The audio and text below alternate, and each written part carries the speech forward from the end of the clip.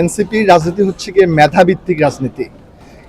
এনসিপিতে যাদেরকে নিয়ে আসা হচ্ছে সবাইকেই মেধার ভিত্তিতে নিয়ে আসা হচ্ছে। আপনারা জানেন সিলেট মহানগর, সিলেট জেলা কেন্দ্রীয় কমিটি থেকে শুরু করে যুব শক্তি, ছাত্র শক্তি এবং শ্রমিক শক্তি, প্রতিটি কমিটিতে কোনো রকম টাকা পয়সার কোনো খেলাধুলা ছাড়াই সম্পূর্ণভাবে মেধার উপর ভিত্তি করেই সবাইকে পজিশন দেওয়া হয়েছে এবং সম্পূর্ণভাবে মেধার উপরে ভিত্তি করেই মনোনয়নপত্র দেওয়া হচ্ছে।